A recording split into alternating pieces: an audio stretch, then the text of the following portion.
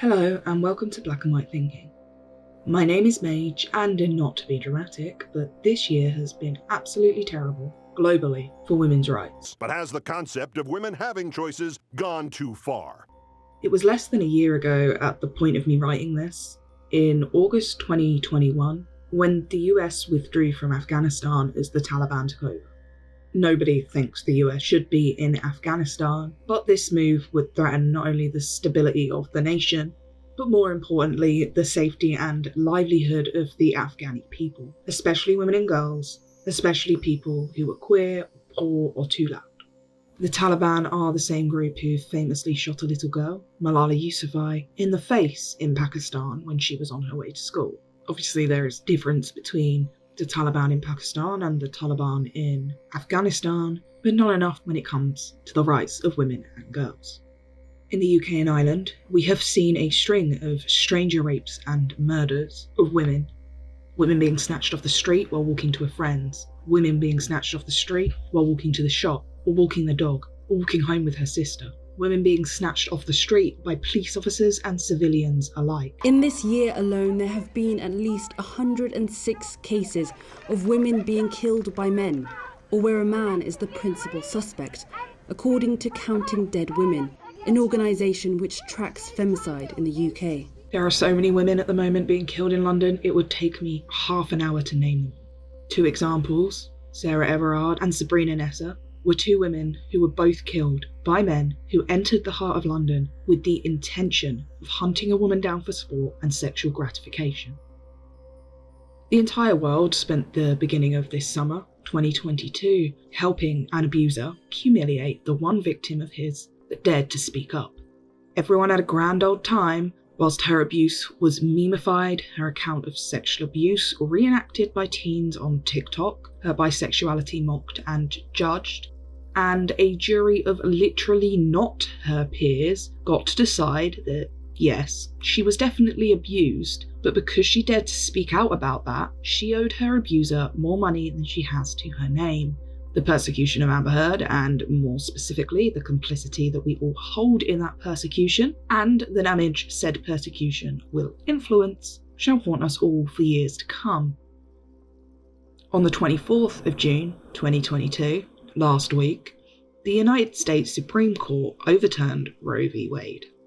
A very basic but important clause that claims a woman's right to an abortion in the first trimester is protected by her constitutional right, the right to privacy. This means that no state has the right to set abortion limits below the first 12 weeks, and a woman has a constitutional right to choose how to see out her pregnancy. The reversal of Roe versus Wade is a problem because a lot of women, poor women, women of colour, bi women in specifically red states, are going to suffer because of this. The same way that up until recently, women were dying in Ireland from lack of abortion care. Most Irish women seeking an abortion would have to cross over the border into the UK to receive the care they needed. Most of them had to come all the way to England. There is an ocean between us and Ireland. Poor Irish women, or those with disabilities, or any other woman who has a reason that travelling to another country for a simple medical procedure isn't convenient, were left to have children they did not want, or they were left to literally die. Ireland is nearly 80% Catholic and used to have some of the most restrictive abortion laws in the world. So strict that in 2012, when Savita Halapanova began to miscarry her baby at 17 weeks pregnant, she was denied an abortion. As a result, she developed sepsis, which killed her. And this is a global issue. Women, girls, and all AFAB people are having their basic autonomy revoked on the whim of usually old religious fanatics. The Taliban and all branches of the US government are two sides of the same woman-hating coin. Recently, I've seen a lot of rhetoric online that essentially says, if they come for women's rights, they're going to come for queer ones next. Yet, my personal identity is not so easily divided. I am a bisexual woman. My personal womanhood is bisexual, and my bisexuality is uniquely woman. I know lots of people who feel this way, even if they're not women. Men feel this way, NBs feel this way. I know I'm not the only one. And the unfortunate reality of intersectionality is that it's not simply a buzzword stolen from law that people throw around for woke points. I mean, it can be, sure, but for most people, intersectionality is a simple reality of the lives that they live. It's just a name for a truth that can dramatically shape how someone's life is affected by decisions, especially decisions like the overturning of Roe v. Wade, for example.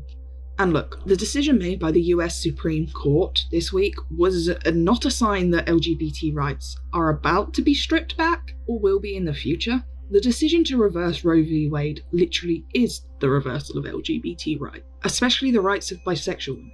Bisexual women in the US have more abortions than any other sexual orientation group. That means that abortion rights are bisexual rights, as well as a women's rights issue as a whole, an issue for all AFAB and femme people, a class issue, a race issue, a human rights issue. A 2019 study published in the Women's Health Issues journal, conducted by multiple academics and involving over 100,000 people all over the world, that would examine sexual orientation-related differences in various pregnancy outcomes across the lifespan. Well, this study found that bisexual people, self-identified or otherwise, were up to 3 times more likely than heterosexual women to have an abortion in their lifespan. Bisexual women are also more likely to experience pregnancy overall, to experience teen pregnancy, and to experience an unplanned pregnancy while living in poverty or on a low income.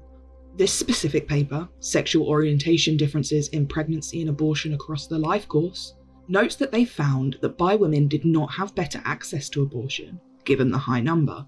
In fact, they found the opposite to be true, which falls in line with what we know about bi women and their life circumstances generally. The study also noted that lesbian women have less abortion than heterosexual women by a margin of almost 90%. A lot of presumption can be made with this statement. Lesbians are probably not having as much sex with men, right? However, the curators of the study would adjust for this measurement and found that the statistics around abortion and sexual identity remained more or less the same. Adjusted for age, for underreporting, for class and race, adjusted for how much sex someone was having with someone who could actually get them pregnant, bisexual women are always having more abortions than heterosexual or lesbian women. In a similar study, contraceptive use by women across sexual orientation groups, led by the same people who conducted the previous study I mentioned, bi women were twice as likely to use contraceptives as heterosexual women. Lesbian women were up to 90% less likely than heterosexual women to use contraceptives. It's kind of hard to deny that abortion rights are bi rights when you look at the data. But really the bigger question to beg is, why are bi women having more abortion? And the answer can be found in society's treatment of bi people, of bi women as a social class. Or not, as the case may be. Bi people are the largest minority of LGBT people, and yet they are also the least likely to feel safe and secure in their identity, the least likely to be out, and the least likely to feel they have social support. Large numbers of bisexual people, especially bisexual women and bisexual trans people, report living in poverty. These numbers only increase when someone's race or any potential disabilities, mental or physical, are also factored in. Bi-invisibility has not allowed society to see bisexuals as their own protected class, but simply a subsection of the lesbian and gay community, or as heterosexual. Bisexual people, again specifically bisexual women, report an abundance of discrimination, alienation, abuse and violence done unto them. A big reason that bisexual women are having more abortions is that bisexual women report higher rates of male violence than any of their sister groups. Whether that violence is systematic or interpersonal, bi women suffer more rape, more domestic abuse, and more violence because of their bisexuality than lesbians or heterosexual women on average. Bi women are more likely to have mental health issues or substance abuse issues, again, because of the abuse, which again leads to things like more abortions. Bisexual people are also the least likely to trust their medical professionals or be out with them.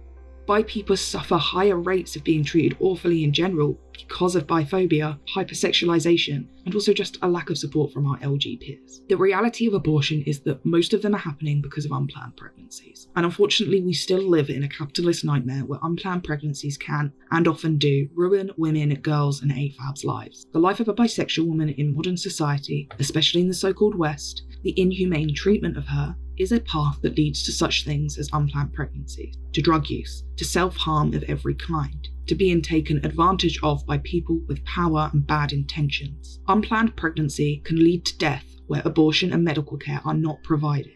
Bisexual women already carry the burden of being the most likely to be pumped and dumped. Now US conservative states will join countries all over the world in forcing bisexual women to suffer the burden of mortality. The burden of moral judgment. The burden of a body that is owned by a government or state that was created by and for rich men and their enablers.